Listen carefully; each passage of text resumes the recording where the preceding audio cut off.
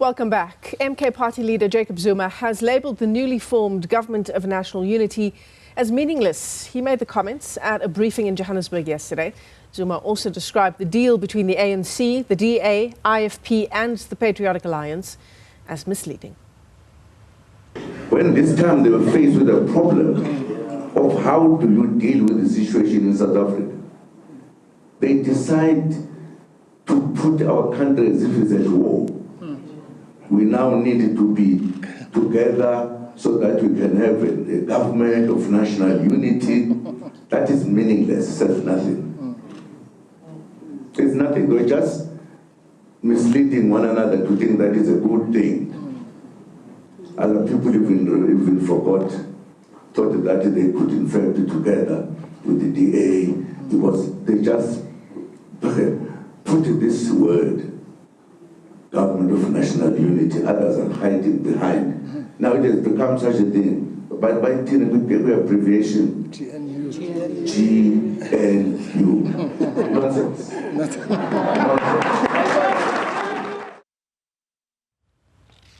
Meanwhile, the MK party says its members will take up their seats in the National Assembly after receiving legal advice. The party, you'll remember, snubbed the first sitting on Friday after losing a court bid to halt proceedings.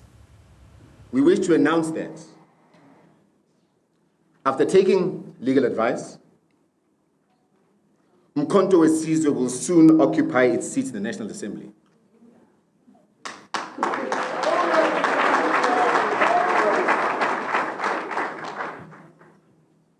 We shall continue to raise the issue of the rigged elections even inside the House, while at the same time we shall intensify the court actions and other constitutional methods outside. The protest will continue in other forms. There are many battles ahead, including a total overhaul of the currently biased voting system itself and the biased IEC.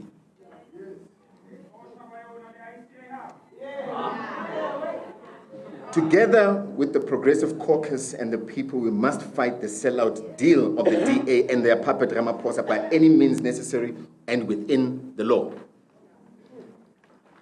There is no time to rest.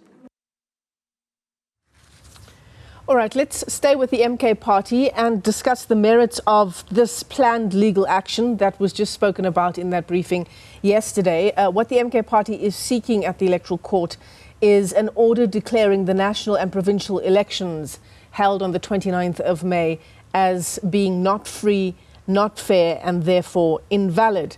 Nkululeko Tselane, welcome to the program. He is the legal director at the Institute of Election Management Services in Africa.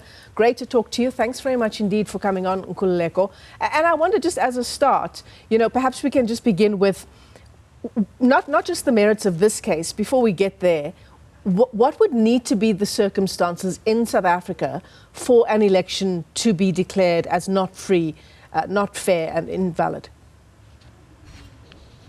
Yes, thank you very much, Michelle, and thank you for having me. So when we look at the freeness and the fairness of the election, we're looking at the ability of voters to make a choice and the ability of political parties to fairly canvass and motivate for voters to vote for them. So when we're looking at an election not being free and fair, there's a number of factors that would have to be considered. But the first one, which is perhaps the most relevant one in a lot of these court applications, is that there are claims of vote rigging. Now, vote rigging is the intentional and deliberate attempt to try and subvert the election process and the election results. Now, it's normal for there in electoral processes, especially in an electoral process as big as a national election, for there to be certain discrepancies, for there to be certain mistakes. That's normal. That's why the Electoral Act gives lots of checks and balances in order to deal with those particular discrepancies and when they must be dealt with. However, there's a big difference between those discrepancies that could be due to human error, that could be due to incompetence, and discrepancies that would come by the deliberate attempt to subvert the election results. So we need to really be able to look at those distinctions and those differences when we want to say, was the election not free and fair, and because of that, should there then be a declaration of invalidity of those election results? I mean, is there a point to be made here? I'm just, pardon me, taking a look at the court papers filed by the MK party, and I'm sure you've done the same. Is there a point to be made, Nkululeko, by the fact that there are and there were these unresolved objections that had been lodged with the IEC? According to the MK's court papers, there were 576 unresolved objections at the time that the IEC went ahead and declared the elections free and fair. Is there a point here from the part of the MK party? So when we look at complaints and objections, because the electoral process is a highly regulated process, and it gives a lot of, it gives the forms and what objections should actually look like. So there's a difference between objections and general complaints.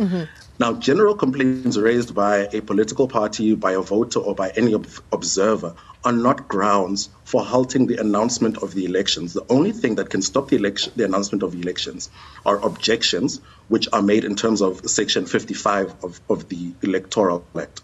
Now, in the MK's court application, they attach what they purport to be an objection, which isn't an objection, it's a complaint, which raises certain questions towards the IEC and objections. And in the IEC's various press briefings, they did point out the fact that a lot of the so-called objections that have been raised are not actually objections, they're complaints. Now, that doesn't mean that the IEC mustn't take them seriously and mustn't properly investigate them, but they're not objections for the purposes of preventing the elections, and they also have to set out evidence. Evidence is very important. So when we look at court application, the MK party is not the only party to have raised complaints or objections and to have taken this to the electoral court. The ATM has also done the same. Now, in the ATM's papers, what they do a lot better than in the MK party's papers is that they say, look, this is what happened at a particular voting station. Here is the result, and here's the discrepancy, here's the error, or the intentional changing of the results on the recorded result slips. But even then, we also then have to look at materiality and the effect that those changes have. And in the ATM's papers, they say that roughly the change or the discrepancy is around 300 votes, which isn't enough to influence the outcome of any election.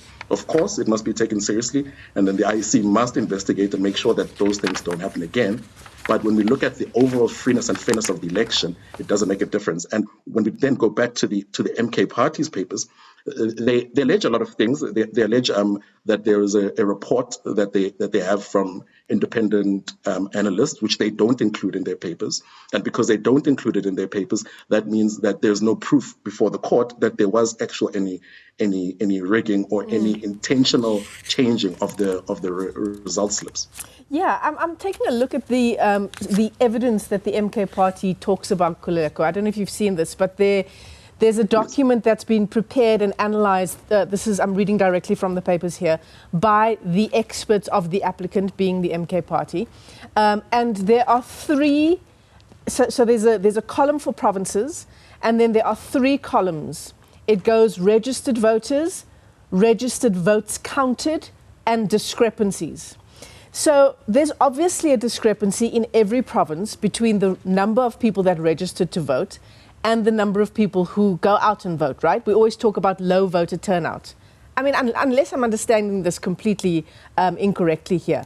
But there's, under registered voters, there's a number. There's a much lower number under registered votes counted. And then the third column is discrepancies. So, I mean, what do you make of this, Nkululeko? Because apparently when you add up all of these so-called discrepancies in every province, there's more than 9 million votes that haven't been counted, essentially. Yes, so I've also been looking at those columns, and it is a little bit confusing. So firstly, what you should remember is that there are votes cast, and now votes cast are not the same as votes.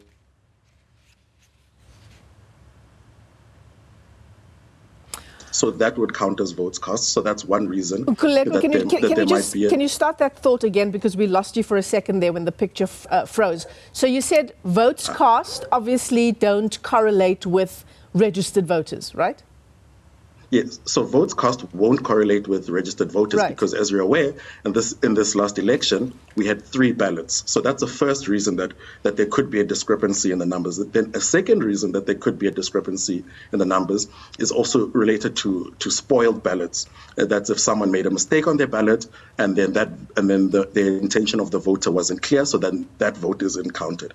Another reason that we could see a discrepancy in the votes cast is in terms of the Section 24A applications. So in those applications, voters because we know that in these elections you had to vote at your registered voting station. However, if you applied in advance, you could go vote at another voting station in another province. But when that happens, you are not going to get all 3 the one national ballot paper. So there's a number of reasons why there could be discrepancies in the numbers. And what would be interesting would be to hear the IEC's explanation for those particular discrepancies and how we get to those numbers. But what I think we should be more concerned about is what is the evidence of vote rigging and what is the evidence that the votes were tampered with. And I don't want to get into all the intricacies of rigging elections, but there are a number of ways to try and influence the outcome of elections. Even Section 87 of the Electoral Act also prohibits undue influence in a number of different ways. But when we look at it, perhaps the most ineffective way is in trying to, number one, stuff the ballot boxes, and number two, to change the numbers, because at the end of the day, the numbers have to always add up. And as soon as the numbers don't add up, that's when the alarms bells start ringing, and that's when we start doing investigations. So it would seem that there isn't actual evidence of the vote rigging, and it seems like they're hard pressed to make out a clear case in that regard. Yeah, and that might be why there is this delaying tactic to bring out the evidence, which the MK party says it will do in due time. Nkululeko Tselane, let me thank you for your time this afternoon. He's the legal director at the Institute for Election Management Services in Africa.